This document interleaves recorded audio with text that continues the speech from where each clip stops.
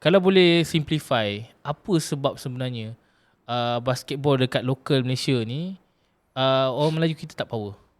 Okay, saya rasa itu stigma yang biasa diberikan kan. Tapi sebenarnya stigma dia kenapa Melayu tak ramai main. Dia bukan tak power main.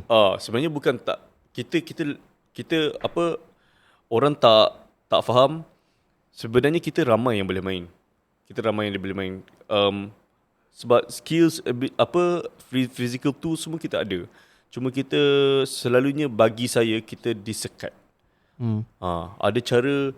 Saya bukan nak cakap okay, it might not be about the race, it might be about the people kan. Orang-orang yang control ni, some of them are very irresponsible untuk saya lah. Jadi katalah dekat level okay, saya bagi contoh. Ada pemain saya tahun lepas dia pergi national U under 14 punya tryout. Duduk sini je. Sekolah kat sini juga, area sini juga, dekat Alamin. Sungai Tangkas. Area Sungai Tangkas ni juga. So dia bagus, dia sangat bagus budak ni. Jadi dia pergi, dia ada 4 saringan. First saringan, second saringan untuk 3 hari straight. Dia kena cut on second saringan. Bagi saya expect dia pergi ke saringan keempat sebab saya rasa dia macam top 30 players yang datang masa tu. So what happened was coach ada 2 coach masa tu yang mengajar ni, diorang langsung tak ada cakap perkataan bahasa Melayu ataupun bahasa Inggeris masa mengajar. Okay. So dia memang cakap Mandarin lah. So budak-budak saya memang tak faham lah. Budak saya tak faham langsung. Jadi dia kena cut. Satu reason sebab saya pergi tanya coach tu kenapa dia kena cut. Dia kata sebab dia tak faham instruction. English barrier je. Which is being conducted by them. Jadi saya rasa okay, mungkin budak-budak aku kena belajar Mandarin tu satu. Ataupun kenapa so budak ni dia rasa macam nak give up. Jadi it got me thinking macam adakah peluang yang sama, adakah nasib yang sama akan diberikan kepada dia kalau katalah dia a specific race, bukan Melayu, faham tak? So, kadang-kadang kita fikir, betul ada juga situasi saya ada member saya yang pernah masuk daerah 2011 daerah Hulangat. So tim dia orang dapat nombor 2, tim Melayu yang dapat nombor 2 lah, masa final kalah dengan tim nombor 1. So masa tournament daerah tu dia ni dan 4 orang lagi Melayu dipilih cuma dapat main 2 minit per game daripada 40 minit. So coaches ni diorang rasa macam bila kau dapat masuk atas squad tu macam aku dapat main level ni faham tak? Macam walaupun 2 minit diorang buat macam tu. Untuk yang lain tu macam kebiasaan.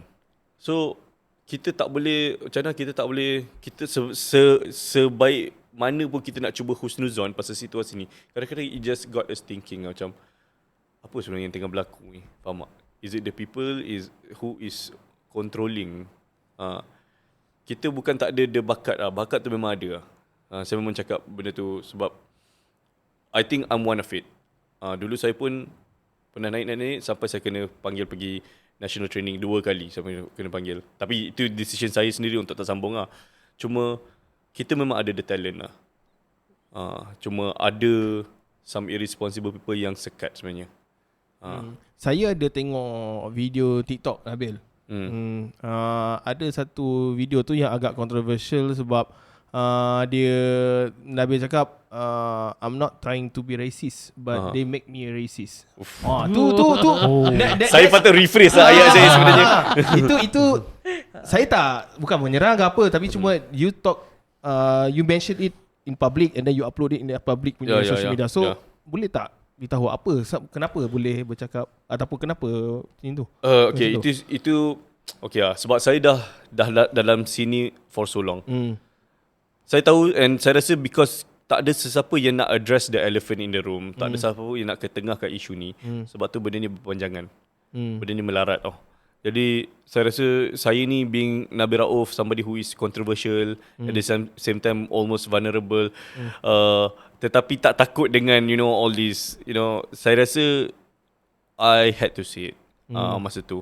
And it was a choice juga, sama ada saya nak post ke tak, because that would stir banyak lagi-lagi dengan kita punya 3R sekarang ni.